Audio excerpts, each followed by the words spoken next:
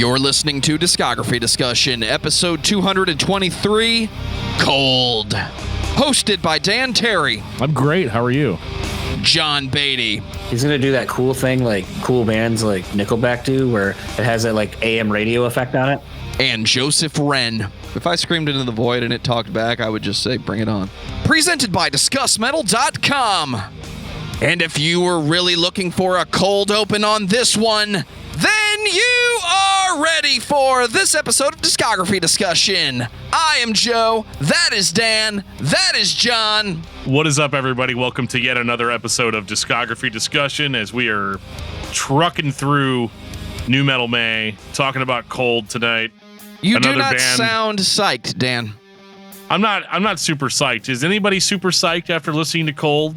Especially for a whole week? I mean, even if you love the music, I can't imagine you still being super stoked.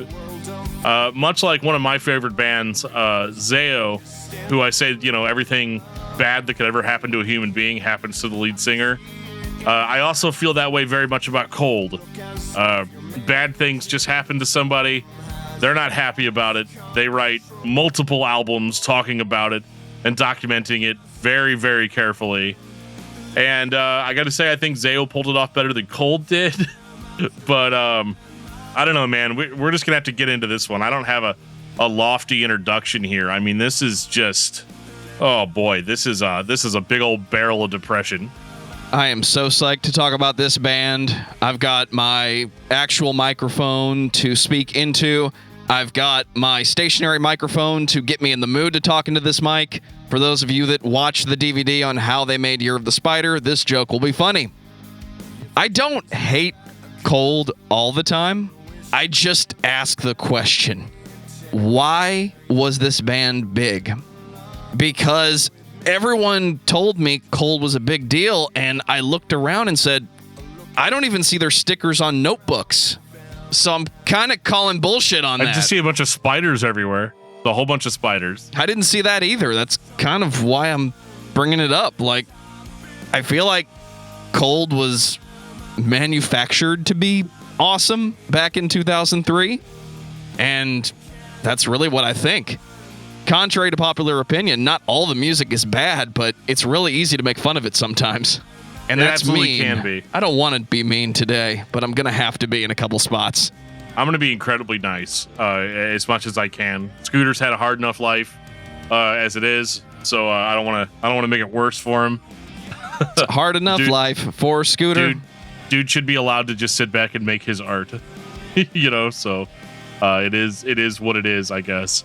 Well, before Dan has full creative control to make some art, I'm going to take this time to say thank you to everyone for listening to the podcast. Thank you for listening and for subscribing. If you are not a subscriber, then you can find everything Discography Discussion at discussmetal.com. We are on Spotify, Apple and Google Podcasts, TuneIn Radio, Stitcher, iHeartRadio, twitch.tv/DiscussMetalDan for all your game streaming needs. So if you have an Amazon Echo or a Google Home, you have no excuse.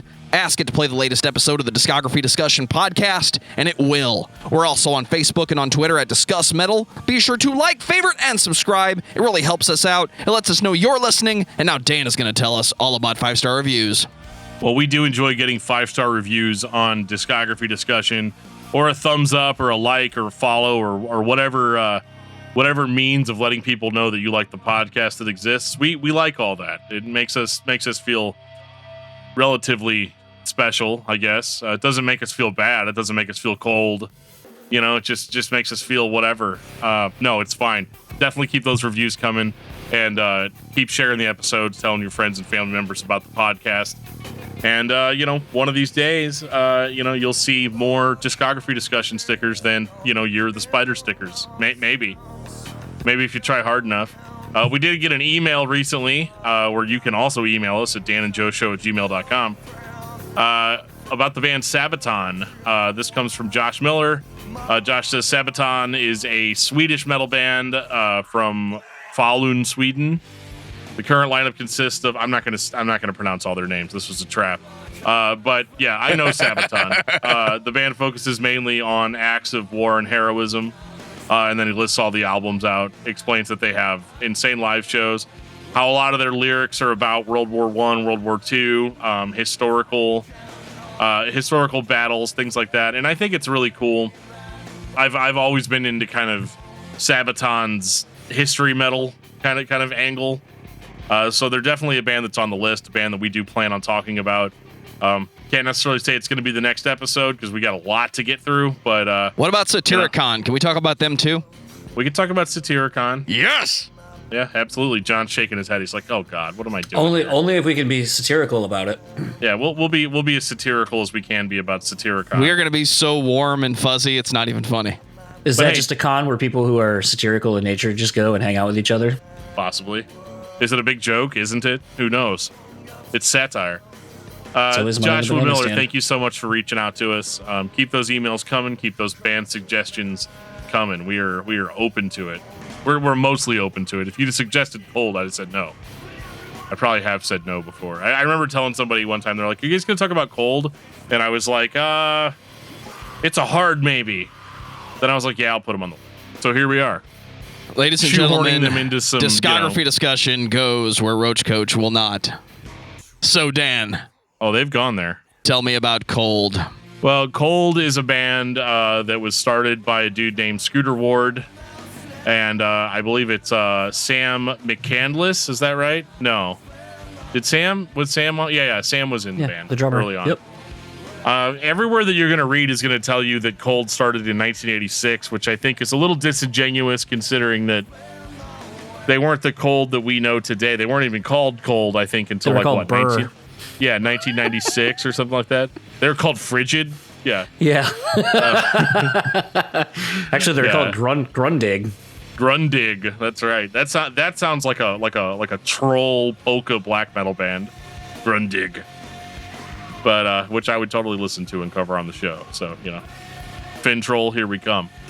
But Cold is, obviously an American band. I used to describe them as dollar store stained, because they have some similarity to Stained.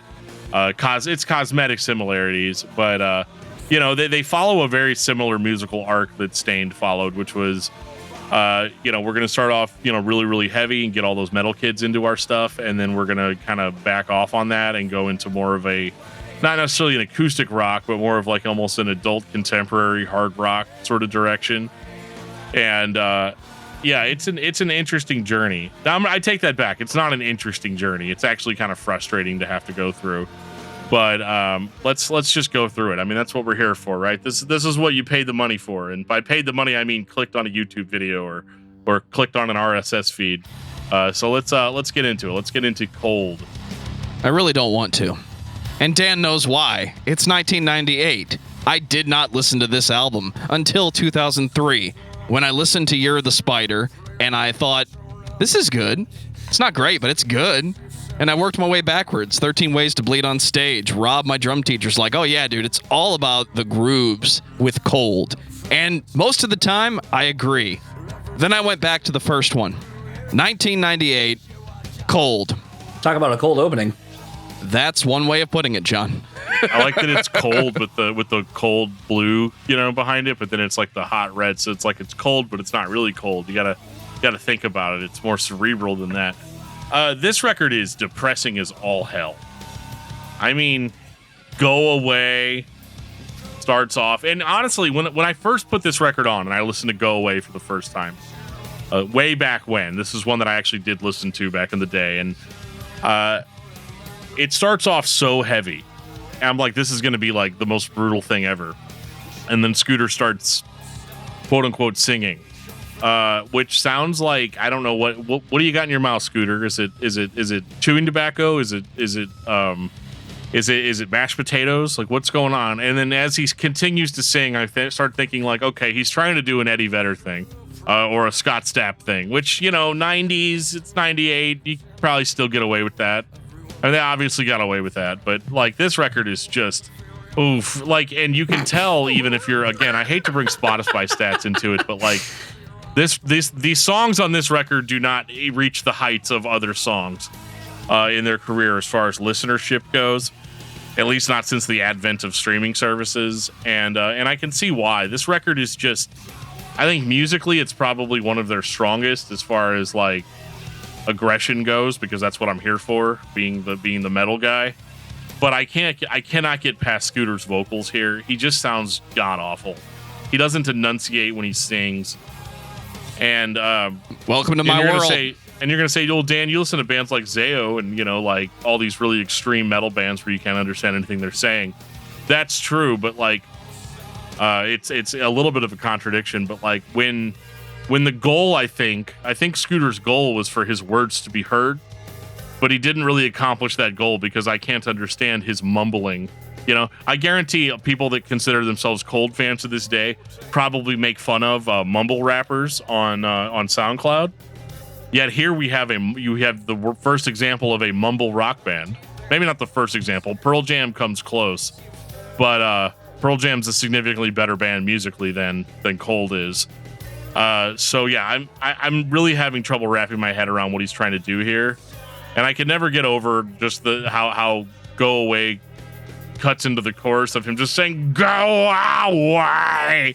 It's not exactly laughably bad. It should be a meme, and I'm gonna pick on it for a few minutes. It should be a fucking meme to just have "Go Away" be the punchline of your YouTube video if you were that type of creator back in the day. I've spent a lot of time thinking about this album. I've listened to it. I don't like a lot of the songs, especially when they're overly quiet in places and then overly loud. But I think 1998 record executive listened to this album and said, it's kind of heavy like Coal Chamber, but it's got more melody. And I really do think that was the extent of the thought process. Like, it was the exact inverse of everything that was breaking. So let's pick this band up and have them at the ready when nu metal becomes more melodic a little bit later. I feel like what's interesting about Cole in this first record is you see on stuff like Strip Her Down, on, was it Ugly? I think was the other one. That you get this vibe, or at least I do. Something tells me that this really started off as like singer-songwriter stuff, like just, Scooter and acoustic guitar. That's how it was. I don't know if like the band kind of became a thing after a while of like maybe Scooter was playing somewhere and maybe Sam was like, hey man, like we kind of throw some stuff on her, let's get a band together. This feels like it was probably it was a solo project or a solo output. I could just totally see Scooter sitting at a coffee shop on, open mic night playing a bunch of these songs and people largely probably ignoring them at the time. I know, as Dan was actually making the comment about Stained, I know Aaron Lewis said he used to do that shit all the time where he would play, It's Been a While and some of the other songs that would become huge Stained hits in different demo versions, and largely he would be ignored. And he goes, and then, at least like with It's Been a While, that became like one of the most played songs of the 2000s or whatever, So, I mean, it's interesting to see the dichotomy of like what you hear and being like, oh, I could see this being played at a coffee shop and everyone ignoring it. Or someone being like, hey, man, get that guy a scone. He needs something sugary and positive in his life. Well, normally I would say that, like, because this is what I originally thought was that the first Cold album was like a ripoff of Stain's Dysfunction, but it actually predates Dysfunction by about a year. So who ripped off who? I don't think either one of them ripped off either, but it is interesting to see how similar those two records are. I'm going to give Dysfunction the edge every single time. Absolutely. But yeah, it's a lot. I mean, it's a lot. And I'm not 100% on board with it, to be honest. But it's probably my favorite Cold album because as we go on, they definitely start digging into territory that I'm really not that into. I guess let's just get into the next record. 13 Ways to Bleed on Stage, 2000. It has everything that you want in a nu metal album. It has the number 13 in it. The ending is more of an intro than the opening. And the vocals are a little bit better on this one. Scooter, I can only assume, had a producer that understood how to make him sound better than the previous product. It's not good yet, guys, but I think this is the album most people bought into. It has that year 2000s vibe, and again, has more melody than what you would typically expect from a band who is just delivering a nasty sound, for better or for worse. I think this one's equally as angry. I think the Scooter sounds better overall. Like he's actually hitting the he's actually enunciating what he says. I think somebody came down to him and was like, "Hey, bud." I'm gonna just imagine that it was Fred. Fred's like, "Look, buddy, love the songs. I love the ideas. I love the passion. You've got to start like actually saying your words out loud, and not enunciating very, very strangely."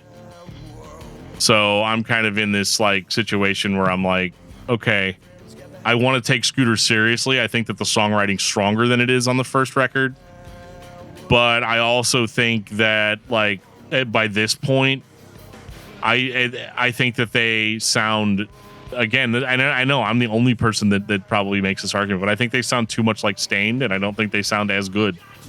And if you go back and listen to our Stained episode, you'll know that I don't feel particularly stoked on Stained either. I don't think they sound like Stained.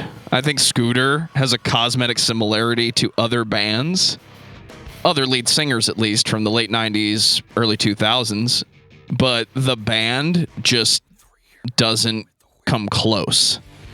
It's like they're trying to be heavy and simplify the music, almost like a Tool thing. It's just misguided creative decisions if you look at it from the mainstream popular viewpoint.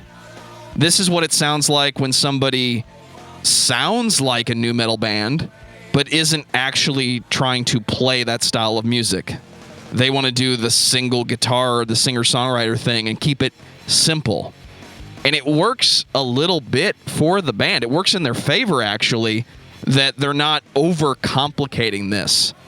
Stained will do layers upon layers of guitars. Limp Bizkit has some of the most talented musicians working together to create layers of sounds and riffs. But then you have Cold. It sounds like a singular viewpoint that just wasn't elaborated on. But the band sounds like a 2000s metal band. What I can't figure out is like why this got as popular as it did, because it's not it's the opposite of the Skindred argument, right? Like, why did this get as popular as it did? And why did they not get more popular? And I guess people just like wallowing in their own sorrow. And like, I mean, I appreciate that too if it's presented in a really good way. I think songs like No One are really strong. I think songs like End of the World just got wicked. But the rest of the record for me is just kind of like, I don't know, Anti-Love Song I found particularly to be super annoying for whatever reason. I feel like Cold just reminds me too much of like, you know, that kid in your class that is like, how are things going, man? Oh, it's okay.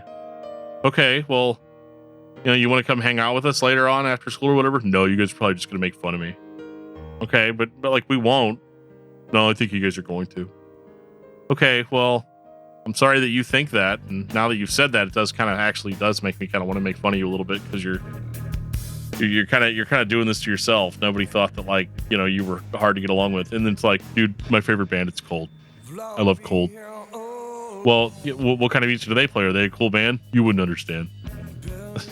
Like that's just the kind of the vibe that I get, and that's not Scooter's fault. That's how, you know, his fans are, but that's kind of his fan base. And I find sometimes that it can be a little bit insufferable to deal with that whole, like, look at us, look at how edgy we are. Like, they go a little too far, I think, in that direction of like, oh, it's got a 13 on it, it's a spider, and like it could all be marketing or whatever, but I don't know, it's just listening to it as an adult was particularly difficult for me. Like, I almost have to go back to being a 14-year-old to like really appreciate what Cold was going for here. But I think that this is definitely one of their stronger albums. I don't think it's as strong as Year of the Spider, but they're trending in the right direction as far as like actual musical problems. There's no musical problem with Cold. I think that their songs are good. I think Scooter's very good at writing hooks and has great ideas. I even think that his cadence is actually really interesting at times. But I think it just gets bogged down too much in the gloom and doom of it all. So what's interesting about 13 Ways to Bleed on Stage to me is the fact that Scooter on the first record was primarily like playing guitar a lot in the band. With this album, you see Terry Balsamo, or however you say his last name, and it allowed Scooter, at least in a live setting, to really kind of be Jesus Christ. Why can't I fucking say it? Enigmatic. Yes, thank you. Jesus Christ. But it's one of those where, you know, it allowed him to kind of do that. To me, like, I feel like the songwriting on this is, and I don't know if Terry is bringing a lot of, you know, riffs and songwriting with him, and that's why the songwriting as a whole is just a lot better than on the first record.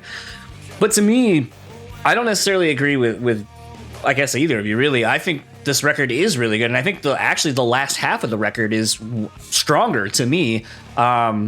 Same Drug. God, I love that fucking drum beat that Sam's laying down. That really slow, like, melody line, kind of the just kind of haunting line.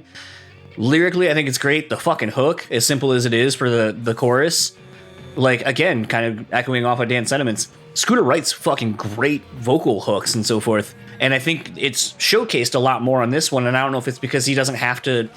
I don't know if sometimes songwriters themselves, like, if they kind of play something, get limited to, well, I came up with this and here's my vocal, and like you're not really having it kind of unfold. Whereas at least, like, if someone else is coming up with an idea, you could be like, hey, kind of do this with this, and you kind of have more play back and forth, and then you're both creating the best of everything and pulling the best out of each other.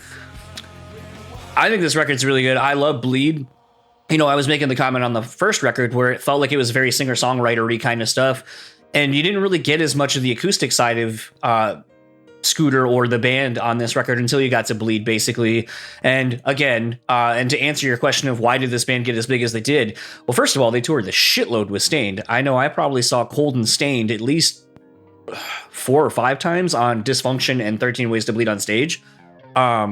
Because I think it was kind of like what Rise Records and shit like that does now, where you just put your bands together and send them out. So I think Fred sent Stained, probably Puddle of Mud, and fucking Cold out together, and just was like, hey, here's the Fearless Records, or here's, you know, the whatever Fred's label was called.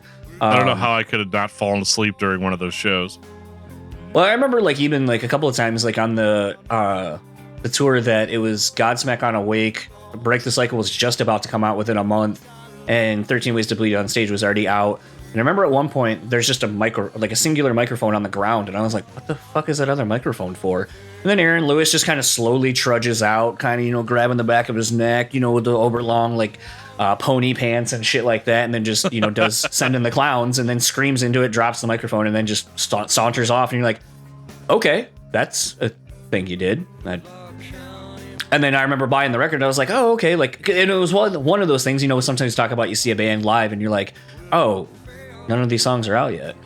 John, And I'm going to tell you from experience that in the year 2000, that was exactly the scenario that you ran into. You had the singer-songwriter or the vocalist who just had their vision, and depending on how well they could convey it instrumentally, ended up being how complex the song was. And I'm talking about the early 2000s, where we had better home recording technology.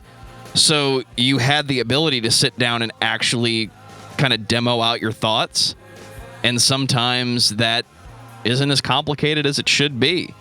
And it took a long time. Really, it took almost 2 decades for musicians to start working together again.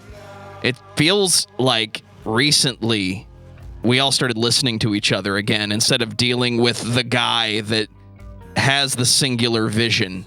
That's what I remember from the 2000s. Dan thinks I'm picking on him right now. I assure you I'm not. Dan and I will fight about every song until the end of time, and it sounds better because of it. Speaking of sounding better because of it, let's get on to the next record. Yeah, I have nothing else to say about 13 Ways to Bleed on Stage. 2003, Year of the Spider. Good God. This one works, gentlemen. Yeah. This is the production on this. Perfect album for Cold. The songs make sense. They flow together. The production is solid. I think there's only one or two low points on the album. Not talking about the tone, talking about the quality of songs. But generally speaking, in 2003, you can put this album on and listen to the whole thing. I am not ashamed. I listened to this album quite a bit because I was looking for the band that put out Cold and trying to figure out what the hell happened. Somebody figured it out. Well, I know. So, the fun thing about this record is I had won tickets from our local radio station to go see Cold and 30 Seconds to Mars when they were... 30 Seconds to Mars was like a new band, and they only had their first record that they pretty much will never, ever play anything off of ever again, sadly. And this album wasn't out. Year of the Spider was not out yet. And they basically played the full record, but they did it in a storyteller's vibe where like they literally went like track by track, and then Scooter would tell kind of a story. So like with The Day Seattle Died, you know, he was talking about the song being finished on the anniversary of Lane and Kurt Cobain passing away. And that they felt that it had like this kind of, you know, Seattle-y, grungy kind of, you know, inspiration going on with it. I remember, you know, with Stupid Girl, he was talking about how, you know, they're writing that song and they were like, this feels like they were kind of having a problem getting it out fully. And, you know, he was like, you know, they kept calling it the heavy Weezer song. And then, you know, I think because they had the budget, they were like, oh, fuck it, let's see if Rivers will come and help us finish it. And then Rivers came and he's on the track doing some of the backing vocals and shit. And that's why it's weird because, like, when he said that, he was like, oh, we kept calling it the heavy Weezer song. And I was like, holy fuck, it does kind of sound like a Weezer song, like a heavy Weezer song. But it was just, like, really cool. And I feel like I've embraced this record a lot more than maybe I would have. It's a strong record. I think the songwriting is fucking great. The production on it is fucking, like, right there. I feel like this is the first time they really paid attention to a track listing, because like Remedy is a great way to fucking start off the record. Suffocate is a great like 1-2 punch for the record. So many fucking singles on this, and I think there's only like maybe like 2 technically. Gone Away is a great fucking song, kind of harkens a little bit back to the 13 Ways to Bleed on Stage kind of sound. And that was a fucking hidden track back in the day. Well, it was released as a single, and Joe, you'll remember this, on the Tough Enough soundtrack when that was I do. a thing. So it was a thing where this record really, I think, just fucking hit. And, you know, to speak to the whole, like, oh, you never saw spiders on anything or cold stickers on anything, I actually feel like I remember a lot of people with the spider thing on their CD booklets and shit because they were passing them out. Or they're like trapper keepers in high school. Yeah. A lot of spiders. So it was definitely a thing, like, I think the band really hit on a bigger scale, but I just feel like a lot of it, you know, as we were saying in this Kindred thing, like, where it's like, you know, they went full pop on that last record and it really works for what they do. I feel like having cleaner production really fucking helps Cold showcase, like, those hooks that Scooter has been writing from day one, but really bringing it out. And the fact that, you know, he was willing to work with some other writers and so forth, you know, with Rivers and some other people, I think kind of really helped this record be as big as it is. And when people think of the band, I think this is really where everyone's fandom came in. I think they started basically on 13 Ways to Bleed on Stage, and then basically this blew them up into the mainstream. I think even Stupid Girl was on like TRL at one point, which is an anomaly in and of itself. It absolutely was. Having bought the album, because this came out at a time where the common practice, Dan, tell me if it was Tuesday or Wednesday, was to go down to your local big box retailer, and for $7, you could buy the new releases. New release Tuesday. And this was one of those albums that I just grabbed. And I remember it was really entertaining to listen to. But the only song I ever saw was Stupid Girl. And I get it. Somebody somewhere made a decision to make that the single. I don't know why.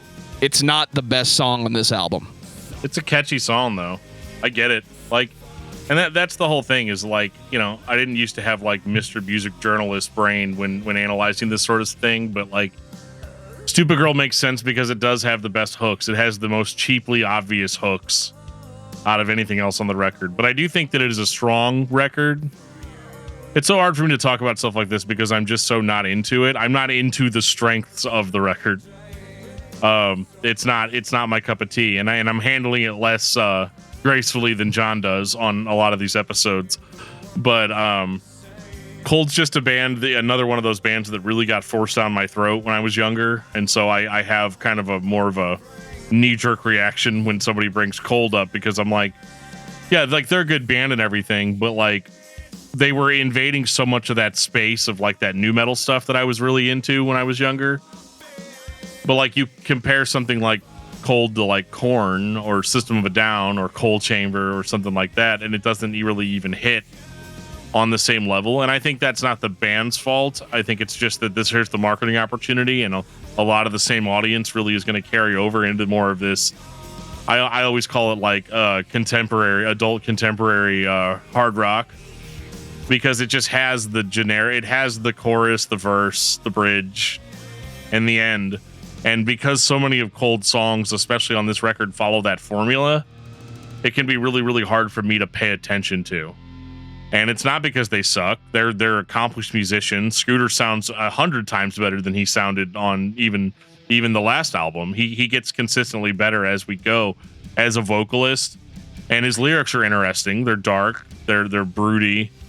But Year of the Spider, probably, as far as I'm concerned, is kind of their apex. I don't feel like they necessarily got better than Year of the Spider. And I would say that it's been not necessarily on a decline, because I know they've got like one of the most hardcore fan bases out there. So yeah, at the risk of pissing all of them off, it just really isn't necessarily. It's not my cup of tea, but I can absolutely appreciate that they grew very, very much between each of their first 3 releases. I completely agree. Cold exists in that same space that Changes in the House of Flies exists in. I've heard it so much, I don't need to hear it anymore. And yes, they were one of the bands that got shoved down your fucking throat. And until you get to Year of the Spider, I don't know why. I really don't know why. There's a couple songs from 13 Ways to Bleed on Stage that you could tell somebody said, that's your sound, guys. You need to just do that 13 times. And then they release Year of the Spider 3 years later. So I get it. The band evolved. They actually found their sound and they went with it. Did they stick with it? 2005. A different kind of pain. Plot twist. It's the same kind of pain. Correct me if I'm wrong. This was after the guitarists went to play in Evanescence? No, that actually, so it's funny, I looked that up earlier because I thought the same thing. I was like, oh, I think after this record is when Terry left to go join Evanescence. But apparently the band basically broke up shortly after this, or went on a hiatus, and then they came back for the next record we'll talk about after this one. They were going away. Yeah, Terry basically, the only record Terry's not on, or really any of the like quote unquote like members we all know from like 13 Ways to Bleed on Stage and so forth, is the last one. That's essentially the whole new band with Scooter.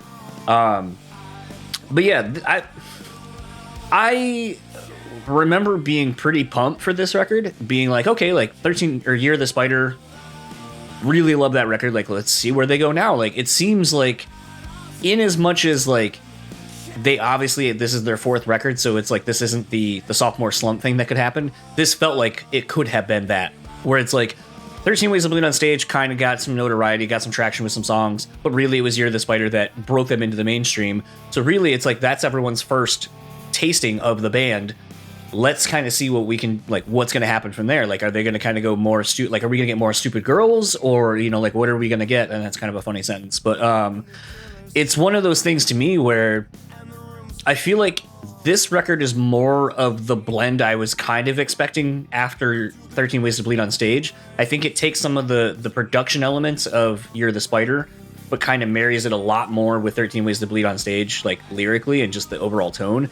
I mean, you look at a song like Happens All the Time. Again, dude writes fucking great pop hooks in depressing ass, morose ass music. Like, it's kind of an anomaly. Like, I can't, other than him kind of, who are like able to kind of be like, ooh, like all Eeyore kind of sounding shit, but like, here's a really big like hook coming for you that's gonna get stuck in your head. Bouncing or coughing, it's all the same. Yeah. So it's one of those, to me, like, I think this was a little bit of a letdown to me initially when I got the record and listened to it. But I think Scooter's songwriting just gets stronger and stronger. I think the problems we've had with the enunciation moving forward, or from the start to now, it's basically gone. And it will go away, no pun intended, on the next two records. Like, you comparatively from where Scooter started to where we end up with him is kind of astounding. Like, I've never heard of a vocalist go through such a transformation in their vocal style as much as him. I mean, fucking Eddie Vedder still yarls all the time. And it's one of those things where I think this is the hard part about Cold as a whole. You know, I had kind of made a comment to Dan when we were talking about Skindred, where I was like, and I think it even said in my final thought, like, where it's like, I don't know, like, who would listen to this all the time. Like, I'm not going to listen to Skindred all the time. It's kind of a very niche thing. I have fun when I listen to it, but I don't really go out of my way to listen to it. Same with Cold. I know what I'm getting when I listen to a Cold record. And that's kind of a certain vibe and a mood. Probably winter or depressing, kind of dark, dreary day or whatever. And sometimes, like I told Dan, I think I made the comment, I was like, if I want to kind of go in that mood, I'd rather have something be a little bit more like overly aggressive than kind of just being morose. Like, there's nothing kind of worse than like the shoegazy, like, and it's like, yeah, I understand some shit happens to you, dude, but like, I guess thank God you write poppy hooks, because like otherwise I just don't think I could take it. Otherwise, you'd be that guy that doesn't hang out with people after school because you think they're going to make fun of you. Yeah, probably. Because you're so caught up in yourself and what you have going on. But yeah, I think this record was not as good as Year of the Spider, obviously. I think Scooter means every word that he sings, like 100%. But yeah, this record, again, it's just kind of the thing that initially I did find enjoyable about Cold was the aggression. And that's all basically gone here. There was a little bit in Year of the Spider. More of it on 13 Ways, and obviously a lot of it on the first record. This record just kind of falls really in the midline for me. It's exactly the kind of music that I think Scooter wants to make. But as far as listenability goes, I can't really listen to this if I'm in a bad mood, because I'm just going to be in a worse mood when I'm done. And I definitely am not listening, I'm definitely not going to listen to it when I'm in a good mood for fear of not being in a good mood. So it's one of those, like, it's very middle of the road for me. And I think it's very middle of the road for Cold, really. And that's probably why they broke up after this. Try as I might, I can't find the same feelings for this album that I do for Year of the Spider. I agree, this is what Scooter wants to do, and I have to spoil my final thought a little bit, but I think this band is too laid back to play the music that they're trying to play. So when they actually lay back, is it as interesting as other bands? I don't think so. I think it's as simple as every song is about a different person's story, whether that happened to Scooter or somebody told him about something that happened to them. But I just don't need another album of that in 2005. I really felt like it was out of place back in the day. Because yes, I listened to it thinking we're going to get another Year of the Spider, not realizing that there's something about that record that works.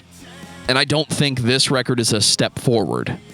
I think this is something they had to do, and it just didn't work the way they wanted it to. I could be completely wrong. This could be exactly what they wanted. It just doesn't work for me. I agree. I don't know. It's real middle of the road. They break up. They come back. 2011, Super Fiction. 6 years they were gone? I think they were only gone 2006 to 2008, right? Oh, 2011. I think they got back. They reformed, I think, in 2008. I think they then just toured, and then, 3, 8, 9, 10, 11? Yeah, so 3 years later, then they put out this record. Super Fiction it's better than A Different Kind of Pain, but it's not as good as Year of the Spider, and that's going to be kind of my way of comparing everything. So unfair, right? Let's compare their biggest album to literally everything else that they do, because I'm that guy. But I am kind of just wondering, like, even after they've gone, I kind of was expecting this to have more of like it's a refresh. They had to take a break, and now they're going to come back and they're going to do the things that they're good at. But I don't really feel that way. I think musically there's a little bit more going on here. It sounds amazingly like an actual band, collaborated and put this together instead of just a dude with an acoustic guitar and a lot of problems, and so like I think it's good for a Cold album, but I don't think it's like Cold's never going to win me over at this point. So I'm basically just surviving through the rest of this discussion because I checked out a long time ago, and I think that I think at this point, if you're a member of the Cold Army, I think you're gonna be like, yeah, you're just happy to have new Cold, and I'm happy for you for that.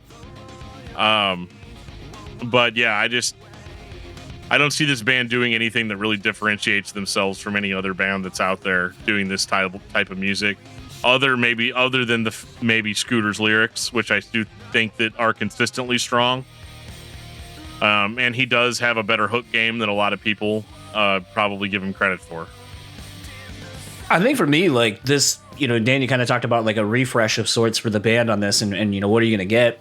I think to me, like this does feel like a different version of the band. I guess almost that's the one constant really has kind of been the evolution of the band's quote unquote sound.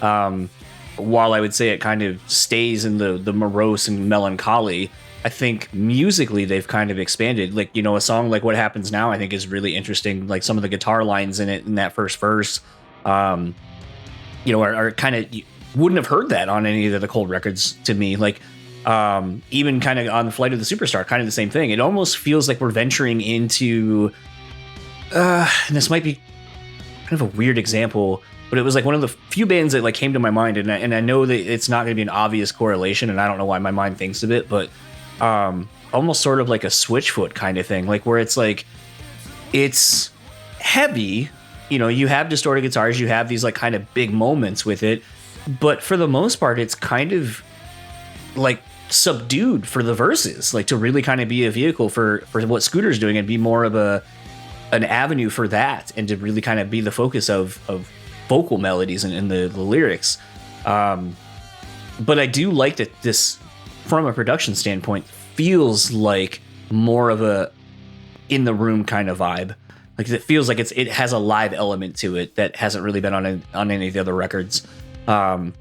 This is kind of the shift, though. I think Dan was saying earlier, and we'll definitely see it on the next one, kind of to more of like that adult contemporary kind of a sound. Even though it's not exactly the right term for it, but it's like I definitely could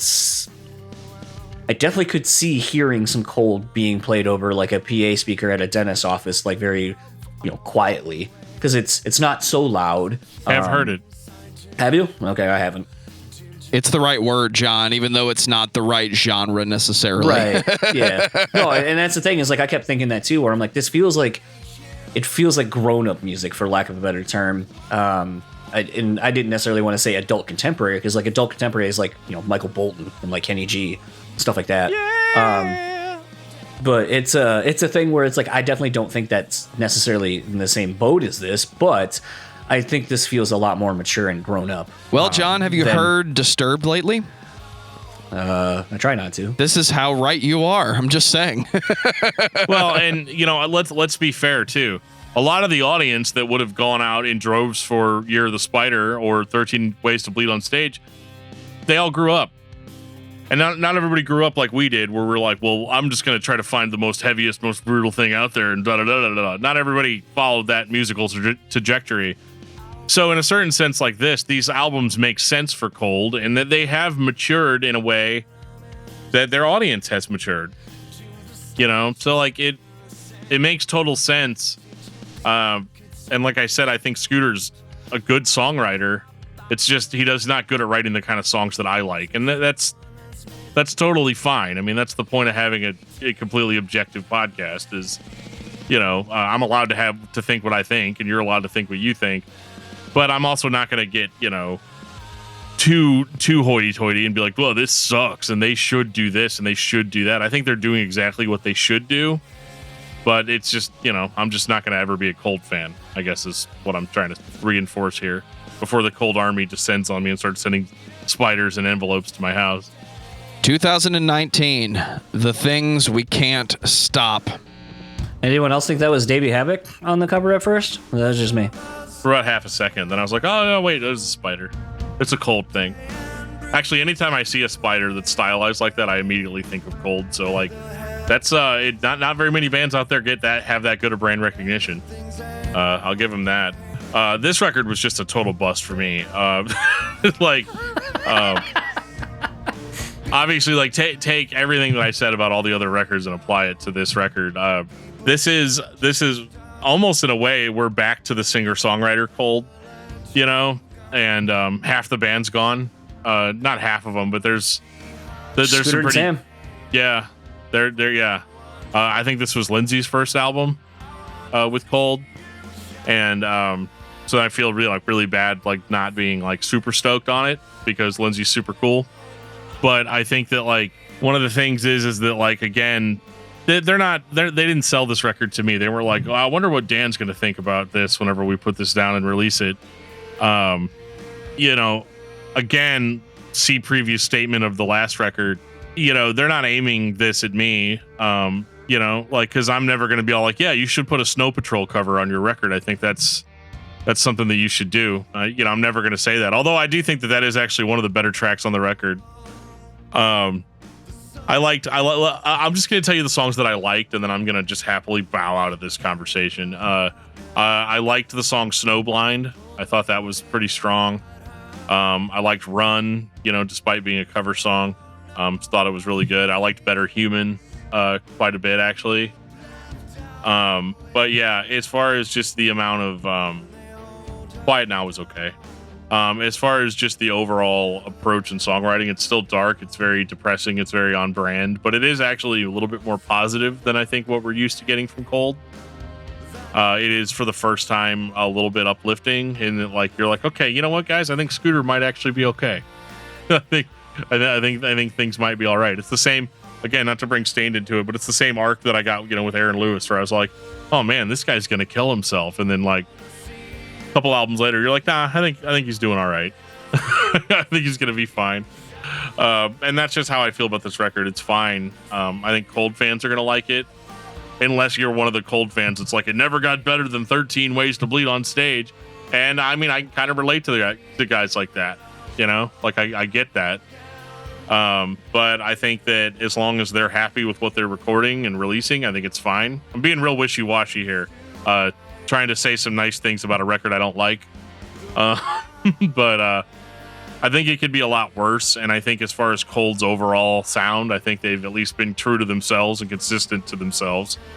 I remember reading some of the lyrics to this record, and it gave the written by information. And I was like, who the fuck is Ron Ward? Because like on the first record, it says Scoot Ward. And then I was like, oh, okay. And then like, now you have Scooter's real name on it, but I remember just being taken aback by that. I was like, who the fuck is Ron? I did used to joke that I was like, there's no way that's what it says on his birth certificate. Yeah, there's no way he's named Scooter. Yeah, but when I got to this album in the listening of everything, you I think you kind of see the progression to this. Like, I think there's hints of this on the original Cold record, like I was saying, where it feels more kind of like a singer-songwriter-y kind of thing. This feels like that fully realized. And I don't know, this would probably be a question for Lindsay, and, we can probably have Lindsay on for Discuss Metal or whatever to talk more about this record at least. Maybe, after not what I said. I'll have to bring you in as a buffer. But because the thing, and not to get too much on a Lindsay tangent, but she is a huge Cold fan. So that was one of the things when we had talked about having her do this with us that would have been interesting is, she can talk about up until this record being a huge fan of the band and kind of can maybe offer glimpses into, remembering being part of the Cold Army and all that kind of stuff, where we were more fringe enthusiasts of this band at best. To then being a member of the band and getting to hear probably all the questions she's asked Scooter over the years of the various stories to go along with all the records and so forth and whatnot, and can kind of speak a little bit more to Scooter's actual writing style and whatnot. But this just feels kind of, in as much as Cold is a band, I think this is a perfect example of basically Cold being an individual. Whereas sometimes we see that, we see bands that it's like, yes, you are a band, like Foo Fighters. Yes, Foo Fighters are a band. But, I mean, let's be real. It's Dave Grohl. Dave Grohl can play literally everything. Yeah, 100%, He doesn't necessarily need anybody else to do Foo Fighters. I mean, that's what that first Grohl record was basically all about. So to me, this feels like Cold is now if this were to morph into the Scooter Ward project or something like that, I wouldn't be shocked. Or if this was like, Scooter wrote everything, literally everything you hear on the record, Scooter did everything, I'd be like, yeah, I wouldn't doubt it. Fair enough. Yeah. And to me, like, I think that's just kind of where we're at with the band right now. Is I feel like it's just the Scooter Ward project, and if you like what's been going on from the last record or overall, then you probably love this record. For me, there's definitely moments in it that I like. I think, Shine's a good song. Again, dude writes fucking massive fucking songs. I imagine possibly the sync opportunities for this dude would be huge if they license their catalog at all. I mean, I'm sure Stupid Girl would probably get enough sync opportunities to make that dude a handful of bucks. But it's for me, this is just kind of where Cold's at. I would be really interested to see what a Cold show looks like now. I know right before touring stopped, basically, like, I was going to go hang out with Lindsay and go see the band when they played at the Machine Shop. And I was interested to see what it looked like because, I interviewed Lindsay for this album cycle and was kind of like, oh, this isn't the Cold I remember.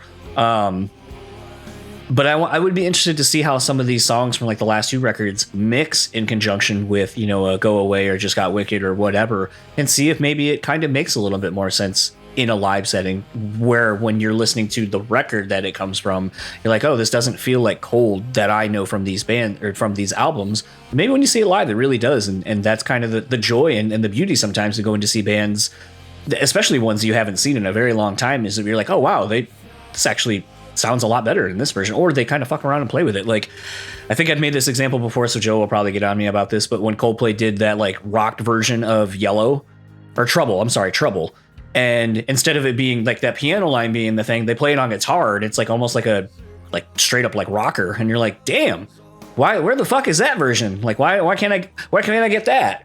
Like, that's kind of the fun of going to see bands. And it's what all the Kiss fans have been saying about I Was Made for Loving You for the past 40 years. Like, if you see it live, it's actually an awesome, heavy song. It's not quite disco. Not really. It's not quite. It's the same song, dude. I do think it's interesting, though, that in the last couple of years, it seems like Cold has really been getting a lot of love from other bands. Like, I know Ben from Breaking Benjamin pulled Lindsay and actually I think most of the band out to do Just Got Wicked with them recently, and like people seem to be really fucking stoked on it. They're like, oh, this is Scooter and it's Cold, and everyone's like, yeah, and I was like, really? Like, it doesn't seem like there'd be much crossover there. Like, where Breaking Benjamin fans are like, you know what I would need right now? It's not that big of a jump, though, if you really think about it. It's not. No. And, Breaking Benjamin, the band that made Mashed Potato Mouth, means something. I'll tell you what, here's a hot take. I have been saying for the last handful of years that Breaking Benjamin basically needs to get some royalty checks from a lot of bands, because Motionless in White rips off their fucking choruses and structures really bad lately, and so does Memphis Mayfire. Oh, yeah. So for everyone that shits on them and says that Breaking Benjamin sucks, I can play you a whole bunch of other songs from bands that people are like, yeah, underground music. And I'd be like, yeah, they just stole a whole bunch of fucking Breaking Benjamin songs. So, well, John, I haven't shit on this album yet, so here I go. I think everybody buys into their favorite band. I really do think somebody out there, and the answer is probably Scooter, and that's enough, is uplifted by this Cold album.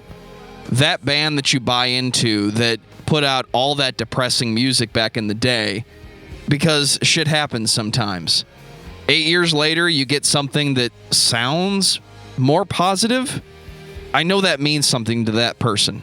Dan, there are people out there that don't think The Crimson Corridor is the best Zao album.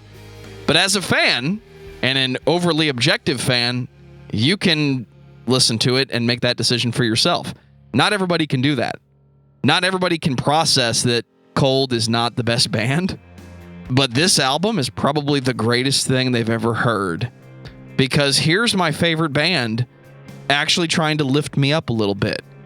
That's the nicest thing I can say about this album.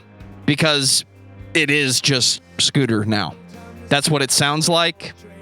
That's what the delivery is. I'm cool with it. It's just not for me. Fair enough. Final thoughts on Cold, John. This is, I'm gonna use a Dan term. It's fine.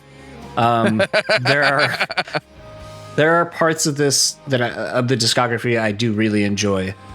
Some of it is wrapped in nostalgia. Some of it is, like I said, with Year the Spider, getting to see a unique concert experience where I'm getting the artist literally telling me what all these songs mean and how they came about. So maybe I have more of an attachment with those. I obviously wasn't really, I was kind of in that broke phase of like living on my own and not having internet or cable and stuff like that and being able to go to shows. So, from basically About a Different Kind of Pain on, that's where I didn't see the band. It wasn't really until interviewing Lindsay that I even knew that Cold was around anymore. I think the band's fine. I think, there's probably going to be something there for you. To end it on a positive note, listen to it for the hooks at least. There's always strong vocal hooks. Dan, what about you? I think that sometimes it's not necessarily important what the music critic says about whether a band's objectively good or objectively bad. And I compare this a lot to video games because, I play a lot of bad video games. I play games that are boring and maybe aren't that fun to other people, but I really get something about it. So I think with music, the important thing to remember is that we all have a connection to the things that we like, whether it's a logical connection or it's not. So I think that there's plenty of people out there that heard a Cold song and it really connected them in a strong way. They heard multiple songs that really connected with them in a strong way. And so they're going to stick with that band because they attach a certain amount of their personal identity to it. And I think that's the hardest part about doing a show like this is that sometimes you're just blatantly disregarding someone else's personal connection to something, I'll get up here, all day and tell you how great Zayo is, but if you don't have that personal connection with the band, it's going to fall flat. And I think that's something to keep in mind whenever you are listening to a podcast where somebody isn't stoked on a band that you're stoked on. Sometimes it has nothing to do with technical proficiency. It has nothing to do with good songwriting or bad songwriting. The most important thing to take away from a band like Cold is that they meant a lot to a lot of people and continue to do so. There's people that just related to Scooter very personally. And I think that that's strong. I think that's important. They're a band that has always been there for their fans. And that's why they're still around. That's why they can always put a new record out and there's going to be a demand for it. I asked for the hottest take I could get on Cold. And scrolling through, I've made my selection. Cold is the most derivative, boring music that is produced so poorly that all it does is lull its listeners into apathy, and then Scooter starts singing and it gets worse. I don't agree with that all the time. I think sometimes Cold can be entertaining. I think they have that sound that everybody wanted to grab onto. I don't know if that was leftovers from the 90s and everybody wanting more of that Alice in Chains, Eddie Vedder, mashed potato mouth sounding vocalist with deep riffs behind him. That atmosphere that brings you in and reminds you that people feel bad like you do sometimes. I don't know if it's that. I don't know if it's we were looking for something more generic, because I think that's what we got most of the time. But it means something to somebody, so for you, go listen to Cold. It's for you. It's just not for me most of the time. I do like Year of the Spider. I do like some of the other songs that work, but those are few and far between for me. I can't say I want everybody to go listen to Cold, because I don't think Cold is here for most people. I think Cold is for somebody in the 90s or the early 2000s to latch onto and sustain the band for the remainder of their discography. But there is better music and there is better singer-songwriter influenced rock. But for the fans of Cold, go listen to Cold. I unfortunately can't join you most of the time. Dan, what's your album of the week? I'd be remiss if I didn't say it was The Crimson Corridor by Zayo. I mean, It's going to be that way for the next, I don't know, year, 2 years, 7 years. John, what about you? Bleeding Through, Love Will Kill All. That riff, that opening riff to No One From Nowhere is a fucking banger. Holy shit. For me, it's Firepower by Judas Priest. I don't need an explanation, but if you do, heavy metal, awesome, greatness. Go listen to it. Well, you don't think Jugulator's better than Firepower? Better? No. Good? Yes. Fair enough. The shout out to you, Richie. Seriously, nothing's better than Firepower. Take us out, DFT. If you like this podcast or you've decided that you hate us, whichever, send us an email. We have a we have an email, danandjoeshow@gmail.com. We're on Facebook, facebook.com/discography discussion. We're on Twitter @discussmetal. We are on Discord. There's going to be a link in the show notes that'll take you right to our Discord server where ourselves, as well as fans of the show, are chatting pretty much 24/7 all around the world. It's a great place to hang out and talk about your favorite bands, share memes, and just have yourself a generally great time. If you want some discography discussion merch or some merch to burn, that's okay. Go ahead and buy it just to burn it. You can get it at our Teespring store. There will be a link in the show notes that'll take you there too. And keep those band suggestions coming, guys. We want to make a calendar for next year, and I need some ideas. So make sure to hit me up. Thanks so much for checking out the podcast, and we will see you guys next time. And on that note, this has been episode 223 of Discography Discussion. Thank you for listening.